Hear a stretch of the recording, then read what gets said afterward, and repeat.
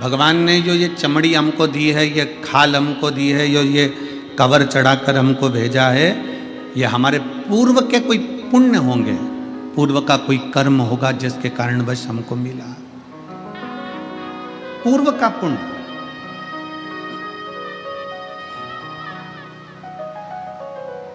कोई अच्छा काम करा होगा तो काशी में जन्म मिल गया, कोई अच्छा काम करा होगा, कोई अच्छा कर्म करा होगा तो गंगा जी का जल स्नान को मिल गया, पान को मिल गया, कोई अच्छा कर्म करा होगा तो शिव महापुराण की कथा विश्वनाथ की धरा पर मिल गई।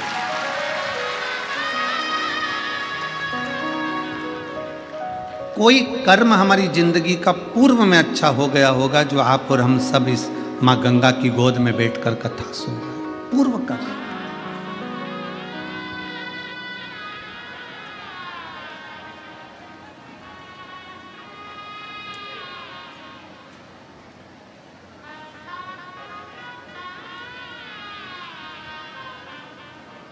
हमारे परली बैजनाथ वाले सोमानी जी, सोनी जी को खबर करे देवास में, कहे सोनी जी कि यहाँ पर व्यवस्था कर रहे हैं और ऐसी व्यवस्था है, और चतुर्वेदी जी से बात हुई, ठीक है। फिर इनकी बात हुई केसरी जी, इन सब की मीटिंग हुई। महाराज जी बहुत चिंता में थे ये सब। हमने इनसे कहा तुम एक काम करो, कुछ मत करो, सतुआ बाबा के यहाँ आश्रम पर जाओ, माँ बैठ के सतुआ खाओ और बड़े प्रेम से राम नाम कृष्ण नाम गुण गाओ, कथा सतुआ बाबा करा। माँ बैठो, तुम तो जाओ।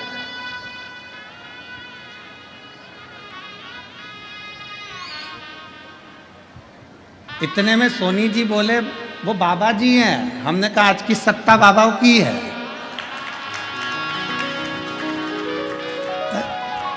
अब उसमें क्या विचार करना।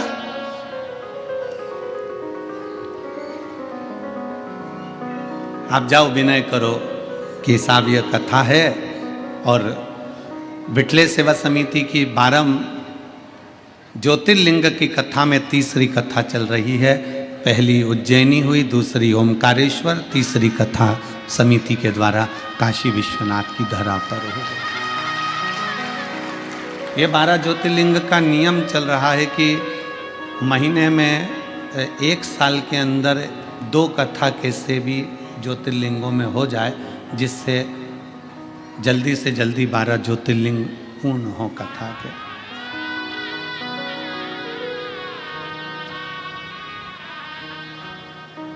अब शिव कृपा से, बाबा की कृपा ऐसी हुई, सब सतुआ बाबा जी के यहाँ गए और वहाँ जाकर बातचीत हुई, और शंकर भगवान डमरू बजाने वाला जब बैठा हुआ है, मेरा विश्वनाथ स्वयं दुनिया को कभी अनाथ नहीं छोड़ा उसने, वो सबको अपना लेता है, तो इस कथा को भी बाबा ने अपना लिया शिव कृपा से।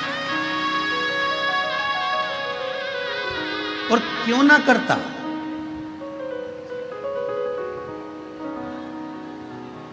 तमिलनाडु में एक शिव जी का मंदिर है, कुंभकोणम में, वहां से 3 किलोमीटर की दूरी पर महाराज जी, ऐरावतेश्वर महादेव।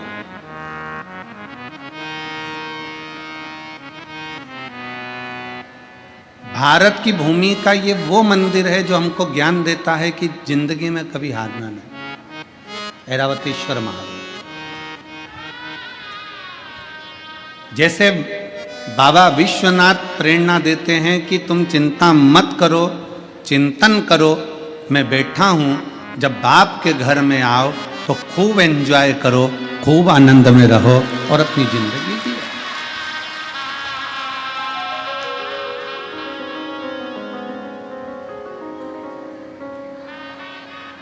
अपने पिता के घर में आए हो ना तो टेंशन लेकर नहीं जीना। पति अपनी पत्नी को मायके भेजता है, और मायके भेजता है तो वो पत्नी से कह दे कि मायके जा रही हो, सुनो इतना घूंघट करके रहना मायके में, इतना घूंघट। मायके जा रही हो, ऐसे रहना वैसे रहना। ईमानदारी से बोलो, मायके में बेटी इतना घूंघट करेगी क्या? जम के बोलो, जरा जम के। नहीं। ससुराल में सबको खिलाकर खाती है और मायके में भाभियां भोजन बनाकर देती और ननंद पहले खाती है। मायके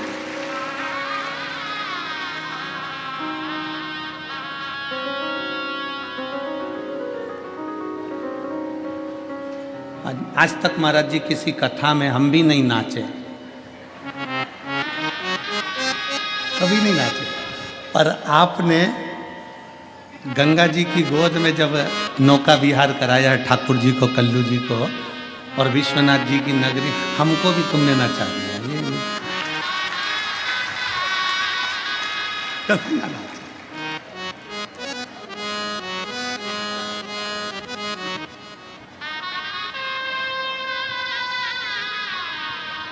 ये शिव भक्ति है। क्यों? क्योंकि हम अपने बाप के घर आए, किसी से डरते थोड़ी ना है।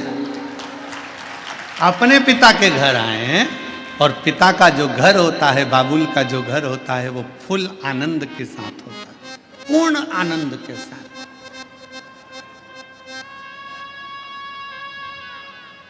अभी जाते जाते हमने गंगा जी के घाट पर मणिकर्णिका पे देखा, दो मुर्दे, दो अर्थियां बंदी बंदाई रखी थी।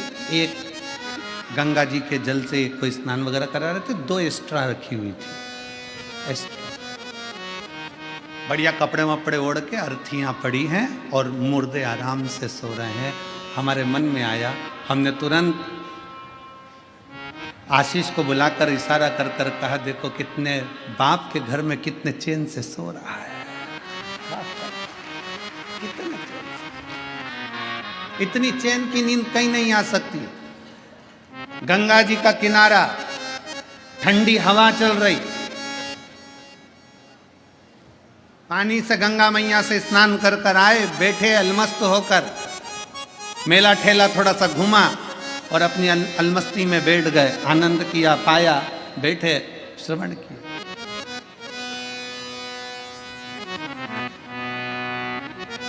ये पिता का घर। विश्वनाथ जी की कथा, बाबा विश्वनाथ हमको कहते हैं कि तुम अपने पिता के घर में हो, भरण पोषण की जवाबदारी सब उस शंभू की है। सारी जवाबदारी मेरे शंकर भगवान की, सारी।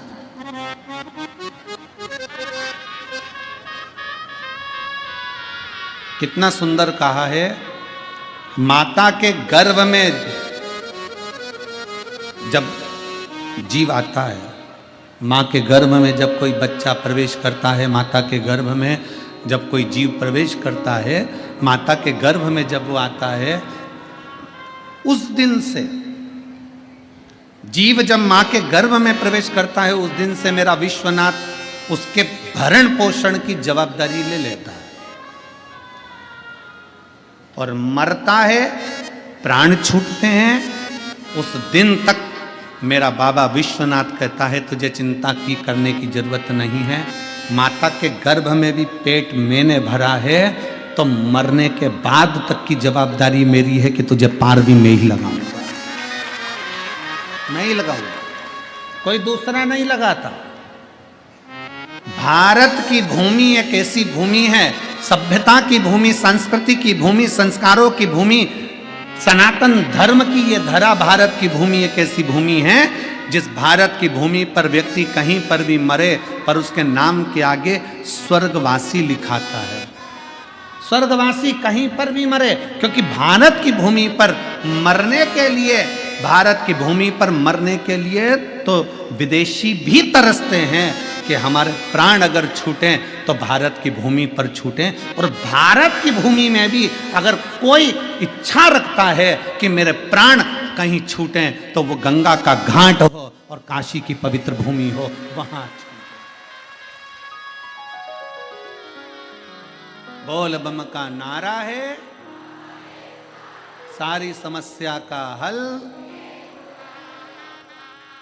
अंतिम बिंदु यहां सोच कर आता है कि मेरे प्राण छूटे तो विश्वनाथ की धरा पर छूटे, मेरे प्राण जाएं तो मां गंगा के घाट पर जाएं, मेरे प्राण जाएं। अरे सीधा सीधा चरित्र देखिए, शिव महापुराण का महत्तम उठाकर देखिए।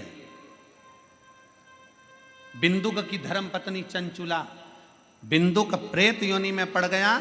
बिंदुक प्रेत योनि में पड़ने के बाद भटकता रहा चंचुला। कभी भगवान शंकर को नहीं मानती थी, कभी शिवालय नहीं गई, कभी शंकर का मंदिर नहीं गई, कभी शंकर की स्तुति नहीं करी, कभी शंकर भगवान को एक लोटा जल नहीं चढ़ाया, कभी उसने शंकर की आराधना नहीं करी, कभी शिव के धाम चंचुला देवी नहीं गई। पर गांव के लोग बैलगाड़ी तैयार कर कर गांव के लोग काशी जा रहे थे। चंचुला के मन में आया मेरे पति को मुक्ति नहीं मिली क्योंकि वो पानी में डूबकर मर गया।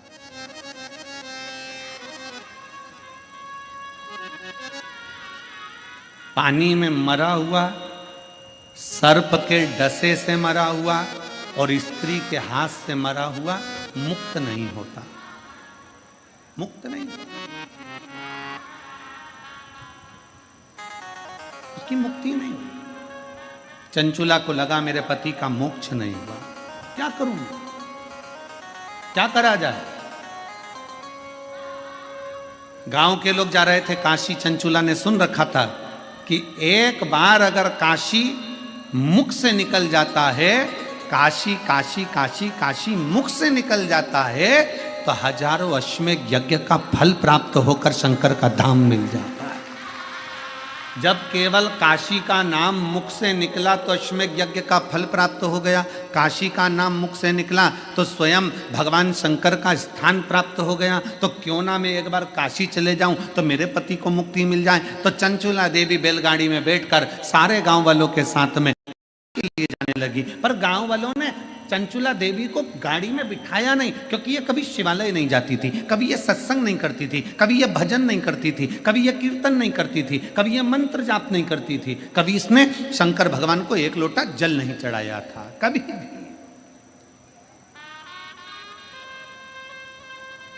पर आपको कल की कथा में कहा था 25 किलो मिर्ची में 4-5 मिर्ची सड़ी निकल जाए, एडजस्ट करिए।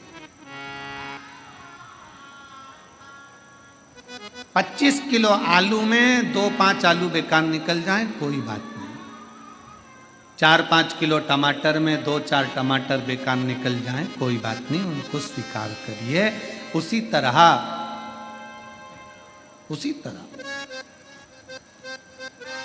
गांव के लोगों ने चंचुला देवी को स्वीकार नहीं करा चंचुला देवी। चंचुला ने विचार करा मैं कभी काशी तो गई नहीं हूं, कभी मैं काशी गई नहीं। एक काम करती हूं, मैं काशी, ये गाड़ी जो जा रही है ना, इसके पीछे पीछे चलती हूं, इसके पीछे पीछे चलती हूं।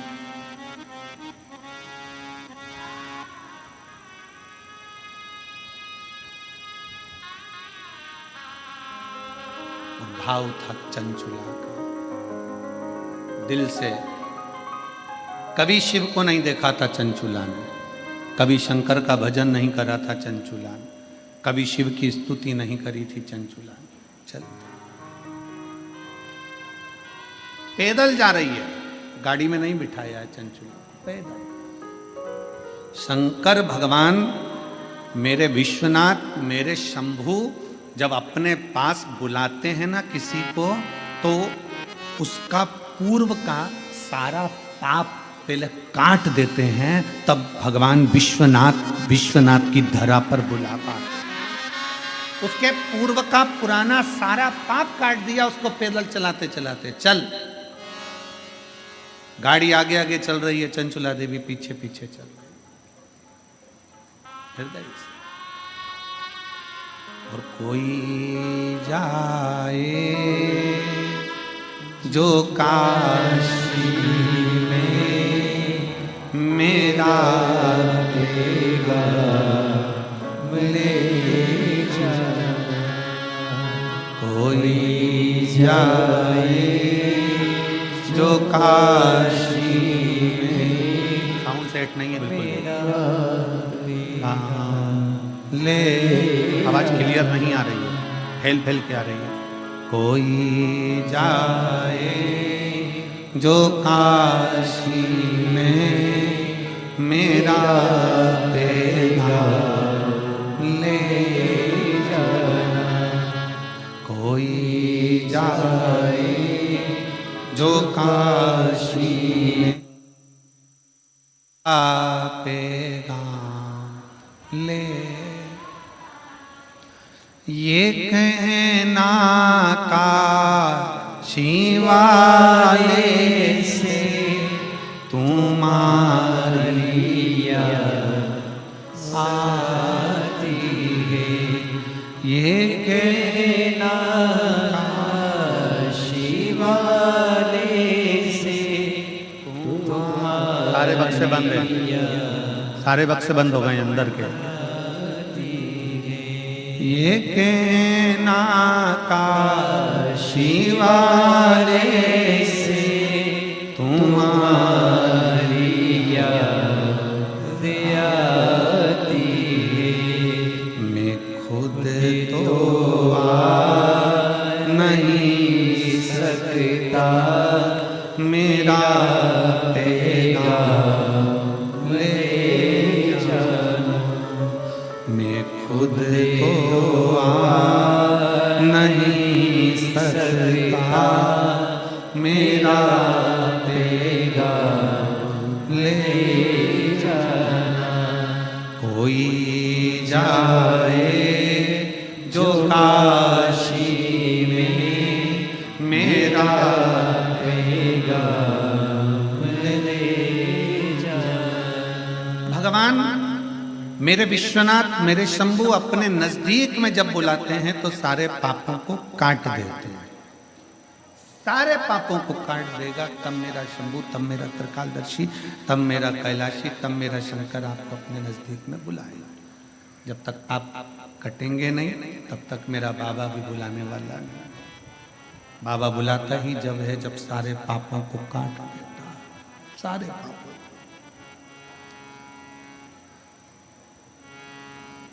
काशी से जाने के बाद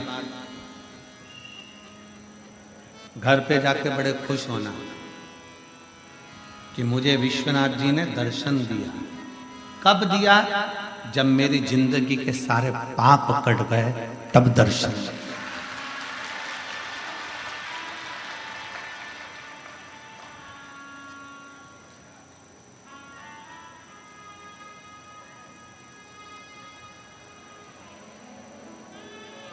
कौन है कोतवाल काशी के?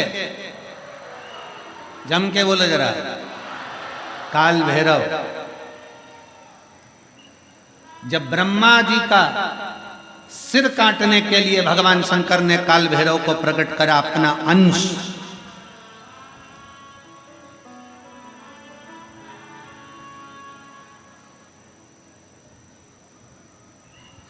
चौसठ योगिनियां नृत्य कर रही थी।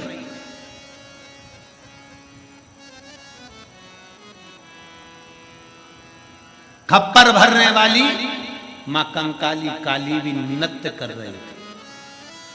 नृत्य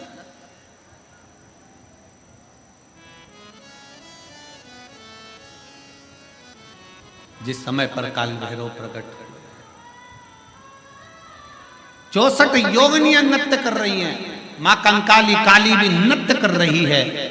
देवियां सब प्रसन्न है, देवता स्तुप्त हैं और शंकर भगवान मंद मंद मुस्कुराते हुए काल भैरव को प्रकट करते हुए कहते हैं, काल भैरव। काल भैरव पूछता है, मेरे को प्रकट करने का कारण क्या है? क्यों प्रकट किया? किस लिए? किस लिए? आज भैरव अष्टमी की सबको बहुत बहुत बधाई हो। बाबा की बहुत कृपा सब कर रही। मुझे प्रकट क्यों करा? किस लिए प्रकट किया?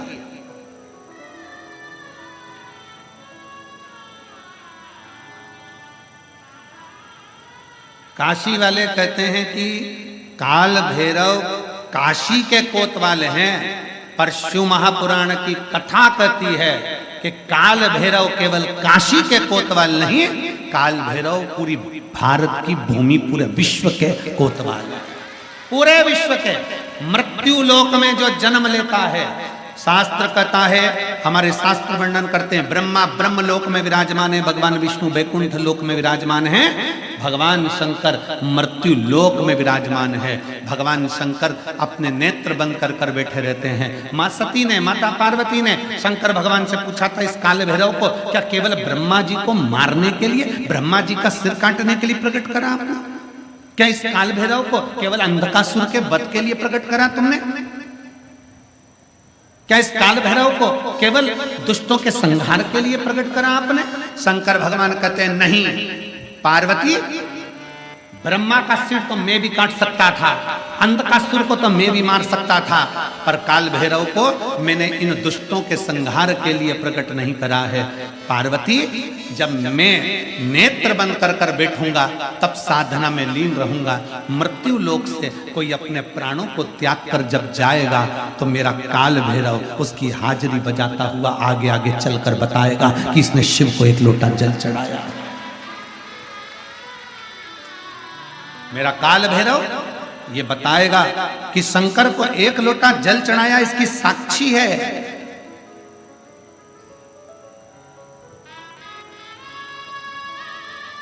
इसकी साक्षी है।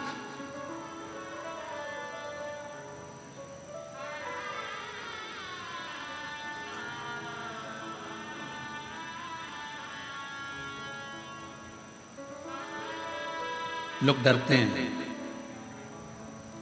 काल भैरव भगवान से डरेंगे, शनि महाराज से डरेंगे, इससे डरेंगे, उससे डरेंगे।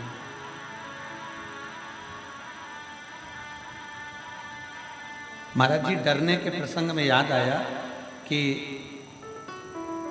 एक पति शनि महाराज जी से इतना डरता था, इतना डरता था, इतना डरता था कि शनिवार को लोहे का कोई सामान नहीं लाता, कोई भी सामान।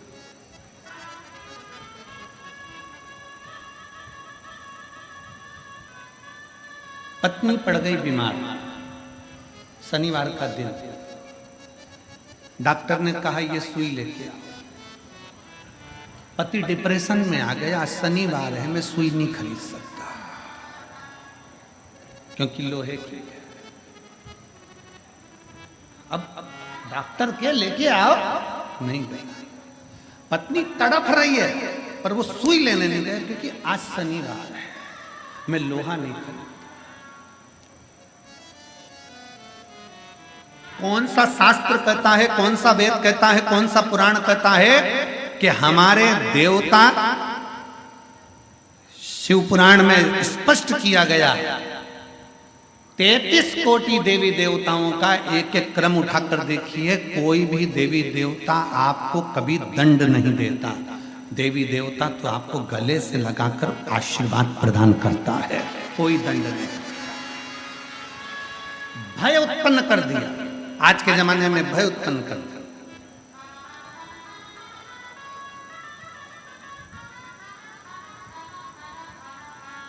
इतना भय उत्पन्न कर दिया, आज के समय में इतना भय उत्पन्न कर दिया कि लोग डर के मारे दिन रात कांपते हैं। शनिवार है ये वाला कपड़ा नहीं लेना, मंगलवार है ये व्रत करना, बुधवार है ऐसा मत करना, गुरुवार है ये मत करना, ये है सोमवार है ये मत करना। शिव महापुराण की कथा कहती है रविवार, सोमवार, मंगलवार, बुधवार, गुरुवार, शुक्रवार, शनिवार, 7 बार में एक बार तुम्हारा परिवार, ये 8वां बार है। ये सारे के सारे बार मेरे शंकर भगवान के हैं। अलमस्त होकर जियो, अलमस्त होकर जियो। उसने कभी नहीं कहा कि रविवार को दुकान मत खोलना, कि सोमवार को मत खोलना, कि मंगलवार को मत खोलना, कि बुधवार को मत खोलना। जब तुम्हारा दिल हो तब परमात्मा का भजन करिए, जब तुम्हारी इच्छा हो तब शिव की स्तुति करिए।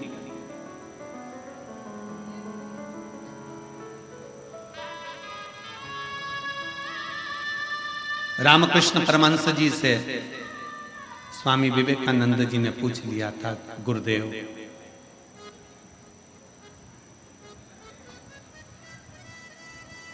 भगवान का नाम कब लेना चाहिए? रामकृष्ण परमहंस जी से स्वामी विवेकानंद जी पूछ रहे हैं भगवान का नाम कब लेना चाहिए, भगवान का भजन कब करना चाहिए। रामकृष्ण परमहंस जी ने कह दिया था, नरेंद्र, स्वामी विवेकानंद मरने के 1 मिनट पहले स्वामी विवेकानंद जी ने कहा, हमें कैसे मालूम पड़ेगा कि हम मर कब रहे। तो रामकृष्ण परमहंस ने कहा, हर घड़ी भजन करो, कब मालूम पड़ेगा कि मर जाओगे किसको पता। इसलिए हर क्षण, हर घड़ी, हर पल भगवान का नाम लिए जाओ। ना जाने कौन सी श्वास आखिरी है और कौन सी घड़ी आखिरी है। भजन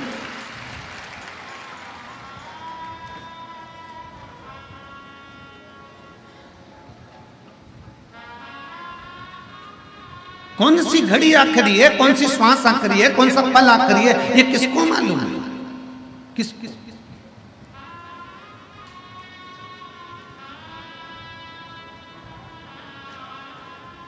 परसों की कथा में कहा था कि देखने के लिए लोग ताजमहल जाते हैं, दर्शन के लिए लोग विश्वनाथ आते हैं। सुना था कि नहीं सुना था? बोलो, जम के बोलो जरा।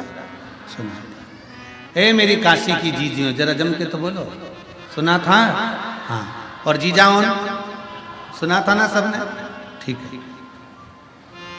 देखने के लिए नेत्रों की जरूरत पड़ती है, शिव महापुराण की कथा कहती है, पर दर्शन के लिए कभी नेत्र की जरूरत नहीं पड़ती। दर्शन के लिए तो दिल और मन की जरूरत पड़ती है, परमात्मा का साक्षीकरण हो जाए।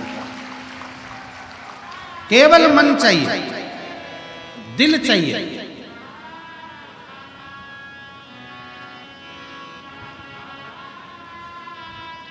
कपड़े देखना है ना तो नेत्र चाहिए, श्रृंगार देखना है तो नेत्र चाहिए, टीवी देखना है तो नेत्र चाहिए, पर यदि दर्शन करना है तो थोड़ी देर नेत्र बंद कर कर बैठ गए ना, अपने घर पर भी जितने लोग आस्था चैनल पर कथा सुन रहे हैं, जितने फेसबुक यूट्यूब पर कथा सुन रहे हैं, तुम्हारा मन कर जाए कि मुझे विश्वनाथ का दर्शन करना है और तुम यहां तक नहीं भी पहुंचे ना, बस नेत्र बंद करके कथा को सुनते सुनते इस दिल से, इस मन से थोड़ी देर विचार करना कि मैं काशी के रेलवे स्टेशन पर उतर गई हूँ और ऑटो में बैठकर मैं बाबा विश्वनाथ की पवित्र भूमि पर पहुंचकर कॉरिडोर में से प्रवेश कर कर मेरे विश्वनाथ का दर्शन करने के लिए अंदर पहुंच गई हूँ और मेरे विश्वनाथ को मैं एक लोटा जल चढ़ा रही हूँ। ये दिल वहां तक पहुंच जाएगा और शिव उसको स्वीकार करेगा।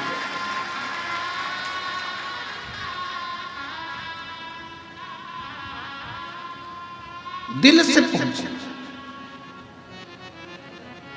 विश्वनाथ। बाबा विश्वनाथ कहते हैं कि मैं बैठा हूं, तू अनाथ नहीं है। तमिलनाडु का ऐरावतेश्वर शिव मंदिर कह रहा है, भगवान शंकर का मंदिर कह रहा है कि जिंदगी में कभी हारना नहीं है। भगवान शंकर का शिवालय कहता है, यह भगवान शंकर का मंदिर कहता है।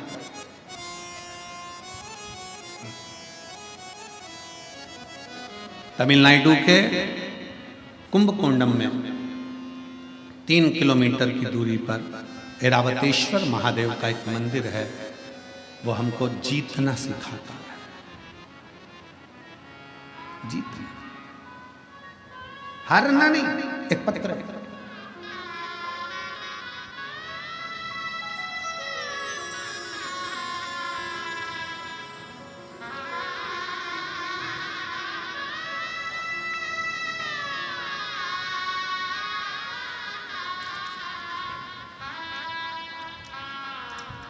मेरा नाम कंचन साहू है, पति अमर साहू है, राजगढ़ रामगढ़ कैंट झारखंड से आई है। रामगढ़ कैंट झारखंड से आई है। कहीं बैठी हो तो हाथ हिला सकती है। आप ही हैं? ऐसे हाथ हिला दो एक बार। हाँ, वापिस हिला हुआ।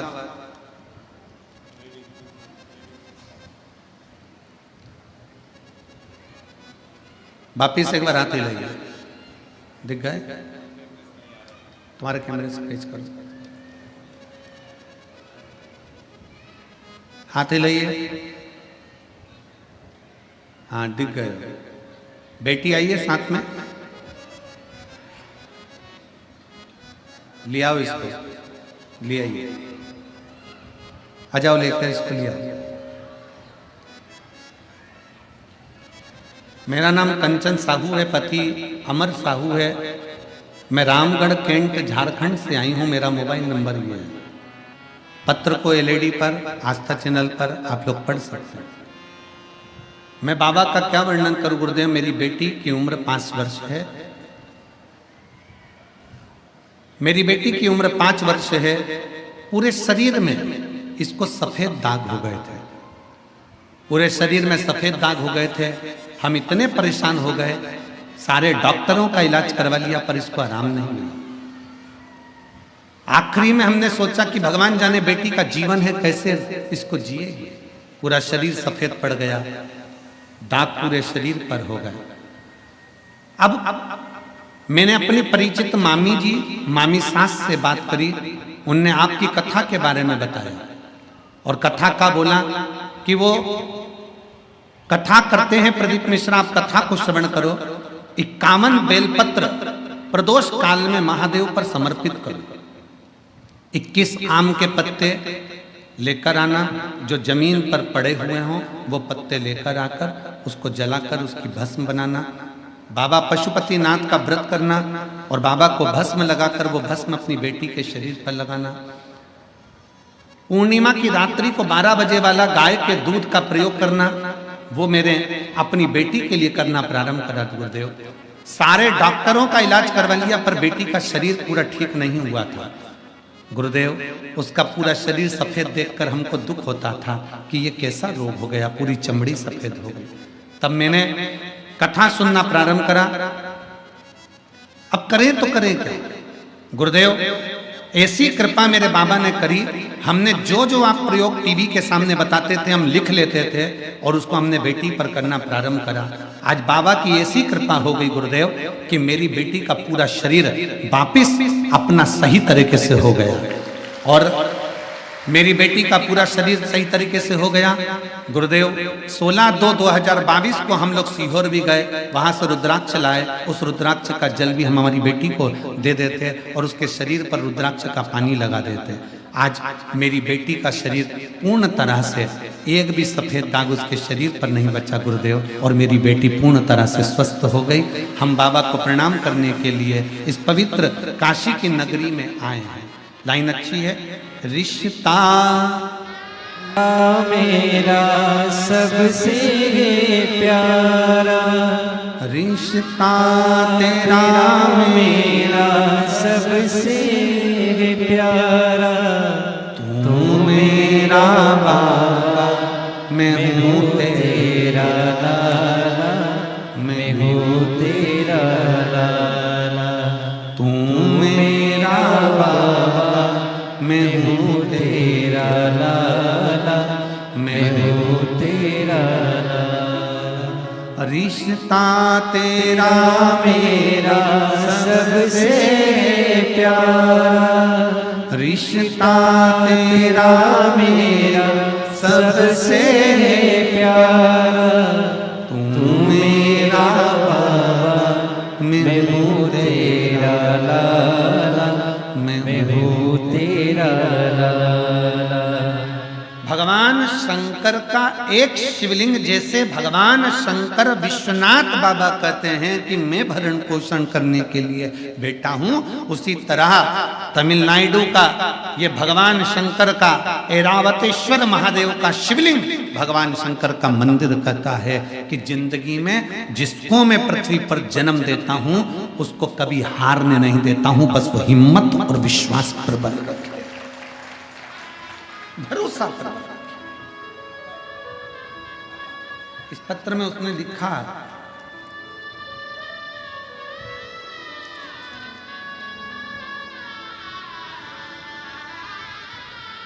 बेटी कहती थी मम्मी क्या मेरे स्कूल की सारी लड़कियों जैसी मैं वापिस हो जाऊंगी।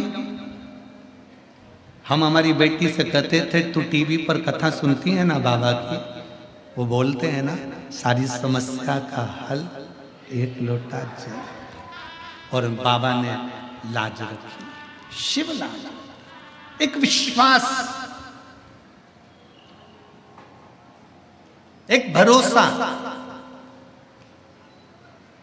हम शंकर के प्रति दृढ़ तो करें। हम भटकते हैं, किसी ने कह दिया कि ऐसा करना है, वहां चले जाओ। थोड़े दिन हमने शिव जी पर जल चढ़ाया, थोड़े दिन हमने भगवान शंकर पर जल अर्पित करा, थोड़े दिन हमने भगवान शिव पर जल समर्पित करा, और जल चढ़ाते चढ़ाते चढ़ाते चढ़ाते थोड़े थोड़े दिन बाद हमें खुद के दौरे उठने लगते हैं। अरे मन में भगवान हमारी नहीं सुन रहा, फिर इधर चले गए उधर चले गए, डोलते फिरे, सारी दुनिया में डोले, आखिरी में फिर शरणागति शिव की ही पाए हो। इसलिए निवेदन है, कहीं नहीं जाना, सारी समस्या का हल एक लोटा जल। अपन एक लोटा जल जब महादेव को समर्पित कर रहे हैं, महादेव को जल चढ़ाना मतलब अपना हाथ शंकर को पकड़ा।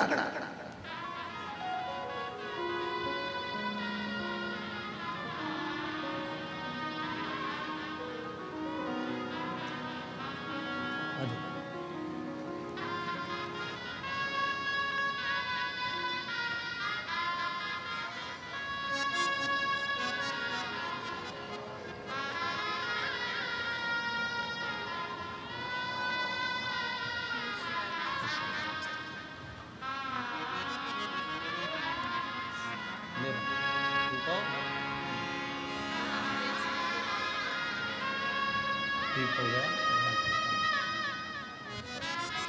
तुम्हारे साथ जो आए ना,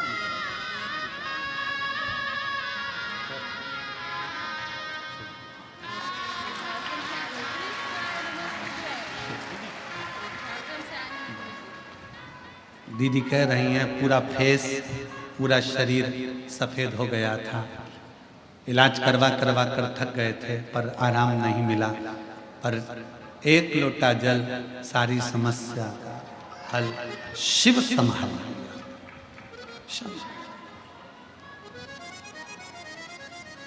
भरोसा आपका,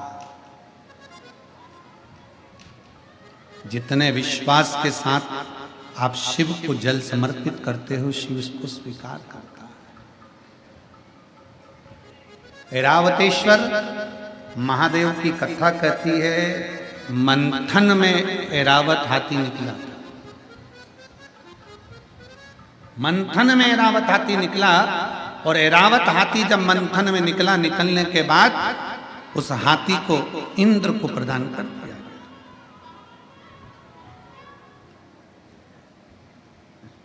इंद्र ऐरावत हाथी को लिया। एक बार सची देवी को थोड़ा सा क्रोध आ गया।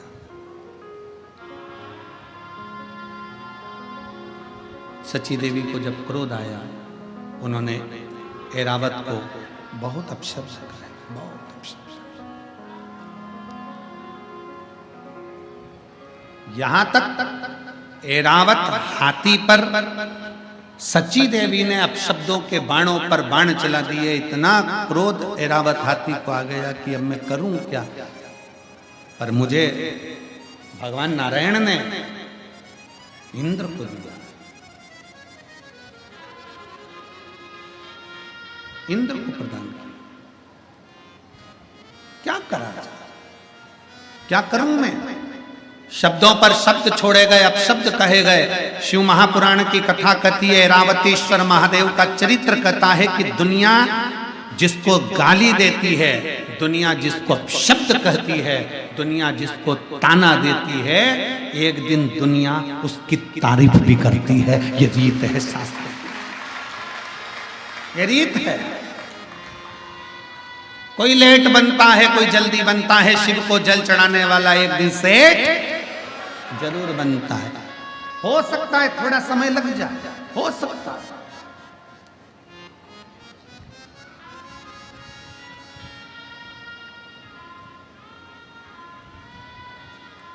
एक पत्र कल था, कल की कथा में एक पत्र था। अगर वो माँ यहाँ बैठी हो तो उठकर खड़ी हो सकती है। उसने पत्र में लिखा था, मेरा बेटा जन्म लिया, जन्म लेने के बाद मेरे बेटे ने चलना प्रारंभ नहीं किया। मेरा बेटा ना हाथ हिलाता, ना पांव हिलाता, ना बोल पाता, ना सुन पाता। निपट डॉक्टर को दिखाया, उस बेटे का फोटो भी उन्होंने लगाया। अगर वो बेटी हो तो अपने बच्चे को अगर लेकर बैठी, तो मेरा बेटा जब चल नहीं पाता था, बोल नहीं पाता था, उसका उसने फोटो भी लगाया था बच्चे का। ना बोल पाता ना चल पाता। डॉक्टरों ने भी जवाब दे दिया। मैंने 3 हॉस्पिटल, उसमें हॉस्पिटल का नाम भी लिखा, मैं 3 जगह पर गई, 3 जगह जाकर मैंने हॉस्पिटल में दिखाया, पर बच्चे के लिए डॉक्टरों ने मना कर दिया था, ना ये बोलेगा ना कभी चलेगा। पर शंकर के मंदिर उसको गोदी में लेकर जाती थी और बाबा के नंदी के पास बिठाकर शिव को जल उसका हाथ लगवा कर चढ़ा देती थी। वही जल उसको पिलाती और उस शरीर पर लगा देती। आज मेरा बेटा चलने भी लगा, सुनने भी लगा और बोलने भी लगा। अगर वो बच्चा यहाँ बैठा हो तो आ सकती है वो माँ। पत्र ढूंढेंगे तो थोड़ा समय लग सकता है, पत्र ढूंढने में। उसका फोटो भी उस पत्र में उसने लगा कर भेज। शंभु शर पड़ी मांगू घड़ी रे घड़ी, दुख काटो दया करी निदर्शन आपो।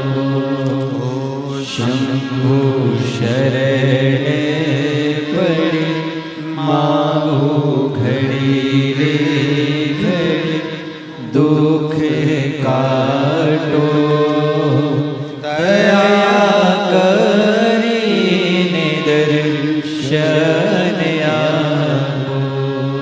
शिव तत्व की प्राप्ति अगर बैठी हो माँ तो उस बच्चे को ला सकती है, एक बेलपत्र ले जा सकती है।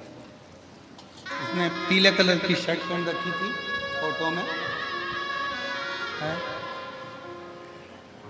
तुम आज होना कर है राम जी। पीले कलर की शर्ट पहन रखी थी। बाबा जी बोल रहे हम भी पीला ही पहने हैं। संत हो, संत बाबा होगा तो भाव ही रहता है। पूरी कथा को मस्ती में सुनते हैं, आनंद के। हर हर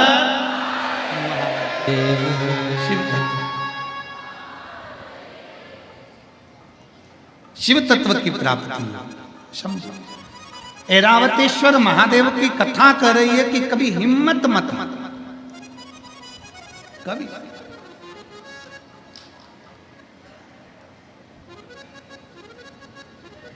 हाथी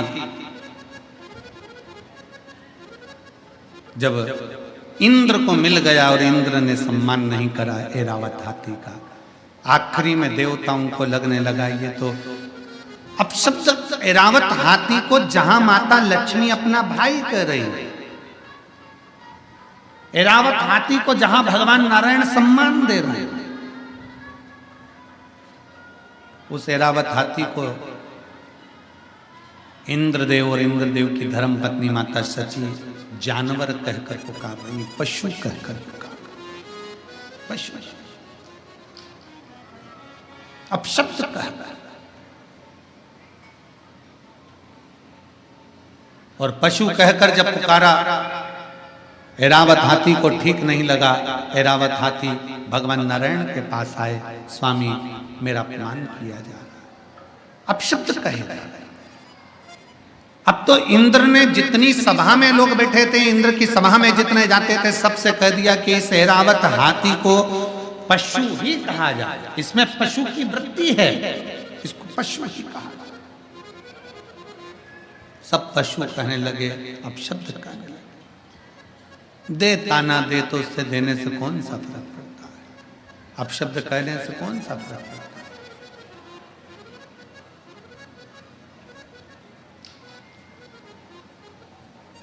परम पूज्य राम कथा के रसिक संत शिरोमणि श्री मोरारी बापू जी कहते हैं अपनी भाषा में, महाराज मोरारी बापू जी कहते हैं अपनी भाषा में, परम पूज्य मोरारी बापू जी अपनी भाषा में कहते हैं कि जब कोई निंदा करे, जब कोई अपशब्द कहे, जब कोई ताना दे, जब कोई गाली दे, तो भगवान के मंदिर में जाकर एक दिया अलग से लगाया करो कि अब तुम उन्नति की सीढ़ी पे चढ़ना प्रारंभ हो गए। अब तुम उन्नति की सीढ़ी पर चढ़ना प्रारंभ हो गए हो, मतलब तुम्हारी निंदा प्रारंभ हो गई। निंदा उसी की होती है जो आगे बढ़ता है, जो पड़ा हुआ है, जो किसी काम का नहीं, उसकी क्या निंदा होगी।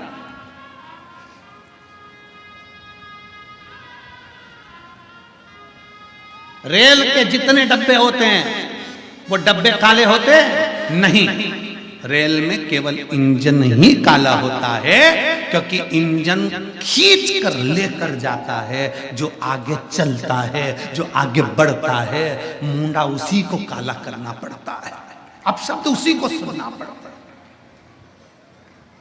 जो आगे बढ़ रहा है। बहुत आगे बढ़ने वाले को ध्यान रखना चाहिए, बहुत ध्यान रखना चाहिए। हम कहेंगे केसरी जी, चतुर्वेदी जी और तुम्हारी पूरी टीम ध्यान रखे इस चीज के लिए कि आप अगर आगे बढ़कर कथा का रसतत्व ग्रहण कर रहे हो, आगे बढ़कर ये कथा का आयोजन करा रहे हो, आगे बढ़कर समिति बनाकर ये पूर्ण कार्यक्रम कर रहे हो, तो ये तैयारी रखना कानों में सरसों का तेल डालकर कि लोग अब शब्द भी कहेंगे और सुनना भी पड़ेगा और आगे बढ़ना भी पड़ेगा,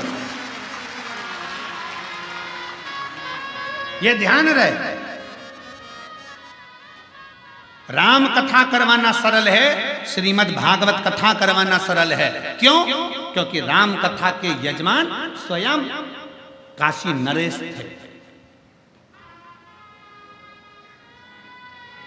श्रीमद् भागवत के यजमान स्वयं राजा परीक्षित थे। विष्णु पुराण, मत्स्य पुराण, नर्मदा पुराण, जितनी पुराण हैं सारी पुराण के यजमानों के नाम है, पर शिव महापुराण का यजमान कोई नहीं बन पाया। शिव महापुराण का यजमान तो केवल शंकर को ही बनना पड़ा। शंकर भगवान शिव महापुराण के यजमान बने, ईश्वर जी और गोरा जी बनकर। माता पार्वती जी 16 दिन तैयार हुई हैं शिव महापुराण के यजमान बनने के लिए, इसलिए आज भी नारियों में 16 श्रृंगार होते हैं। भगवान शंकर 16 दिन तैयार हुए हैं शिव महापुराण के यजमान बनने के लिए, इसलिए सनातन धर्म में 16 संस्कार होते हैं। भगवान 16 दिन तक तैयार हुए, तब ईश्वर जी गोरा जी बने, तब गणा और गौर बने।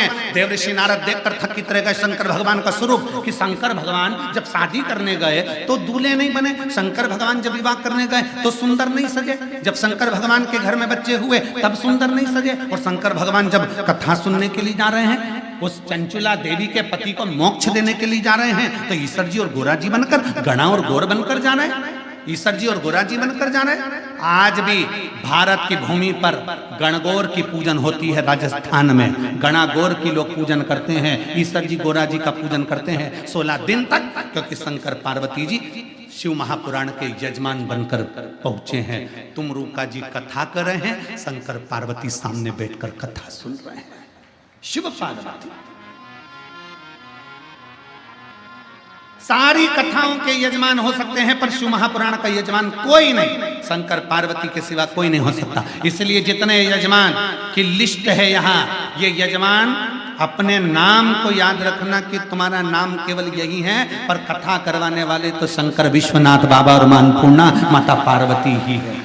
आप और हम तो केवल यजमान पद पर बैठे हैं शिव पार्वती के रूप में, पर कराने वाला मेरा विश्वनाथ, करने वाला मेरा विश्वनाथ। जैसे सतुबा बाबा जी कहते हैं कि कना कौन रहा है? विश्वनाथ। कर कौन रहा है? विश्वनाथ। खिला कौन रहा है? विश्वनाथ। सब कुछ विश्वनाथ कर रहे हैं। महाराज जी अपन कुछ नहीं कर, हम तो बैठे करा हो रहा। सबके यजमान हो सकते हैं, पर शिव पुराण का कोई यजमान नहीं बन पाता।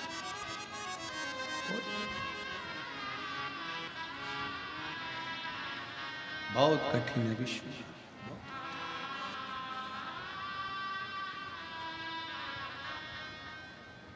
शंकर पार एक बार महाराज जी एक जगह प्रश्न कर लिया किसी ने, राजस्थान में कोटा में कथा थी, वहाँ के विधायक महोदय शर्मा जी ने कथा कराई थी, अब तो वो विधानसभा अध्यक्ष हैं राजस्थान के। उन्होंने, उनकी धर्मपत्नी ने प्रश्न किया कि गुरुदेव, शंकर पार्वती जी ईश्वर जी और गोरा जी बनकर, गणा और गौर बनकर कथा में गए थे, अपने असली स्वरूप में शंकर पार्वती के रूप में कथा सुनने क्यों नहीं बैठे? हमने उनसे कहा, जी अगर गले में सांप डालकर, कानों में बिच्छू पहनकर शंकर जी बैठ जाते कथा सुनने के लिए, तो कथा कहने वाला कथा नहीं कह पाता, कथा नहीं कह पाता। इनमें कई माताएं ऐसी बैठी हैं जो हमसे कई बार कहती हैं, गुरुजी हमें शंकर जी का दर्शन कब होगा? हमने कहा नी हो तो अच्छा, नी हो तो अच्छा।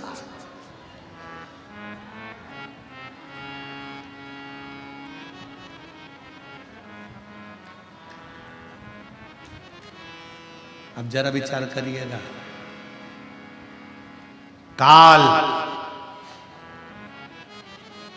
काल को देखकर अंत समय में लोग पलंग पर गंदगी कर देते हैं। काल को देखकर लोग पलंग पर गंदगी कर देते हैं। जिस दिन मेरा महाकाल सामने आएगा तो जरा विचार करिएगा कि कैसे दर्शन कर पाओगे। ये नेत्र नहीं कर सकते, अरे ये नेत्र कर ही नहीं सकते। इन नेत्रों की सामर्थ्यता ही नहीं है कि शिव का दर्शन कर ले।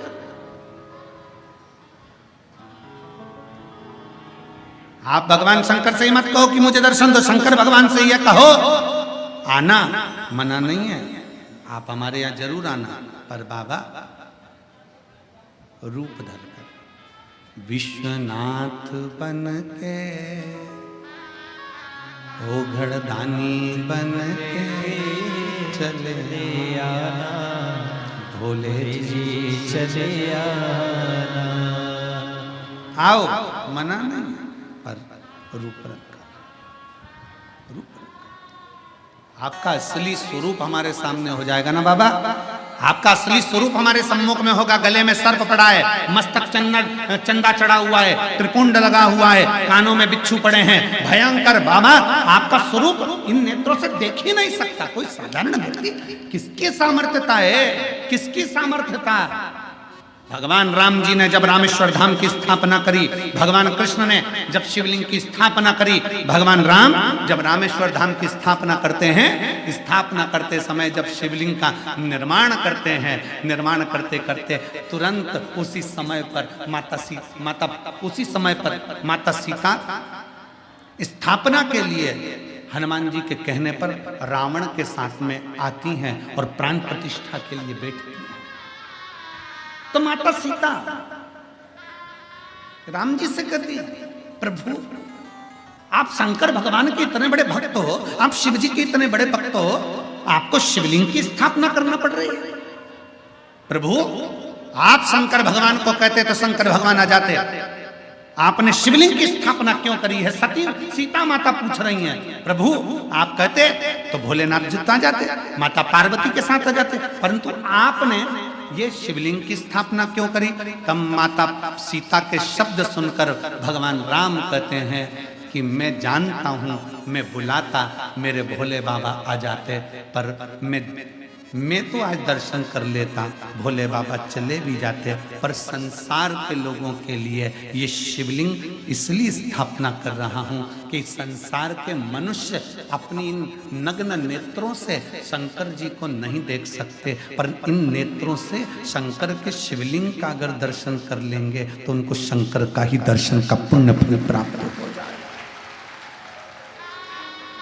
कई लोग कहते हैं विश्वनाथ की धरा मेरे भोले बाबा की धरा है, तो भोलेनाथ यहाँ विराजते क्यों नहीं है? शिव महापुराण की कथा कहती है संसार का मनुष्य अपने नेत्रों से शिव का दर्शन नहीं कर सकता। उसको दर्शन करने के लिए कौटि कौटि ना जाने कितने कितने जन्म लेना पड़ेंगे, और जन्म लेने के बाद भी शंकर का दर्शन नहीं कर सकता, क्योंकि वो शिव को पहचान नहीं सकता। इसलिए भगवान शंकर एक लिंग के स्वरूप में विराजमान रहते हैं। ये 12 ज्योतिर्लिंग क्यों कहते हैं? ज्योतिर्लिंग का मतलब है कि वहां ज्योति है, वहां बल है, वहां अग्नि है, वहां का केवल दर्शन मात्र ही जीव के पापों को नष्ट कर देता है।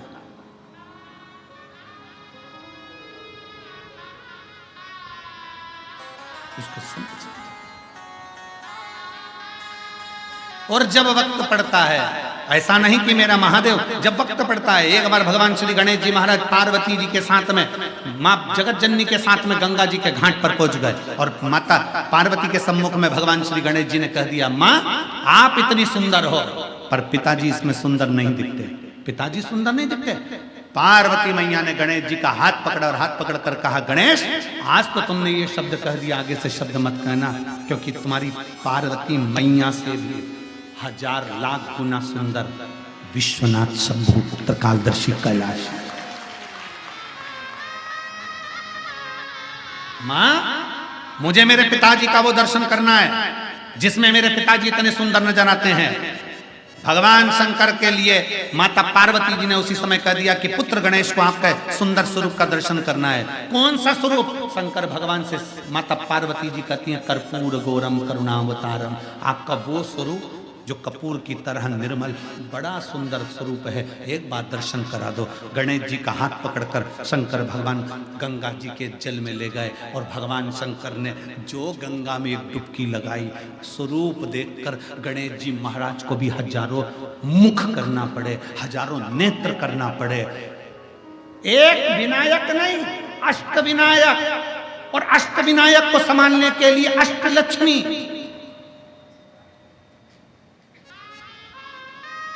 और केवल अष्टलक्ष्मी नहीं, अष्ट सिद्धि, नवनिधि, सब कुछ एकत्रित हो गए। तो भी शंकर के स्वरूप को देखकर श्री गणेश जी महाराज स्तुत हो गए।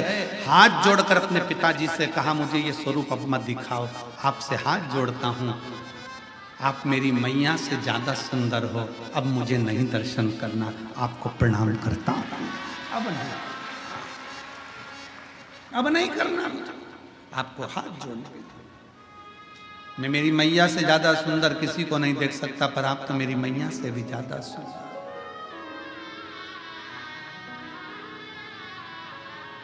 कितने सुंदर, कितने, उनकी सुंदरता का क्या वर्णन, क्या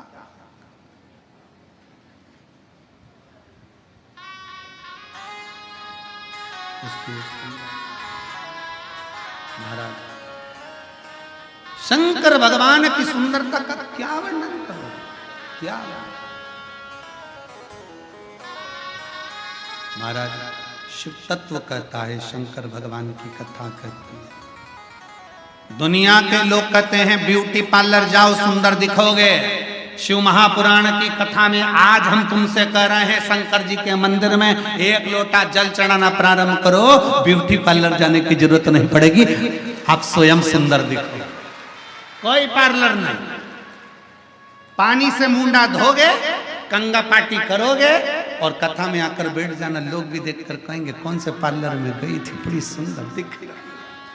और तुम कई कई बुजुर्ग माताओं को देखना जो शंकर जी के मंदिर में एक लोटा जल चढ़ाती है ना, ओल्ड इज गोल्ड। कई कई बूढ़ी माताओं को देखना, इतनी सुंदर दिखेगी, ऐसा लगे। कई बार तो बहुओं का भी दिल जल जाता है। मैं बता, बुढ़ी हो के मम्मी तुम नई साड़ी पहनी, नहीं मैं तो पुरानी। करवा चौथ में बहू इतनी तैयार हो रही और बूढ़ी मैया कुछ तैयार नहीं हो रही, अंदर गई, मुंडा धोया, बाल कंगा करा और आ गई पूजन करने के लिए। और देखा छठ की पूजन में, देखो छठ की पूजन में बहू इतना तैयार हो और सास को देखो वो ठेकुआ बनाने में लगी, और बनाया तो बनाया, और साथ में बूढ़ी माँ बस जो आई तैयार होकर। तो बहू में भी कहती है हमारी सास इतनी सुंदर दिख रही है, ये चमक ये दमक फुल वन में महक, सब कुछ सरकार तुम ही से है, सब कुछ सुंदरता उसने दे, वो देता है, कुछ नहीं चाहिए।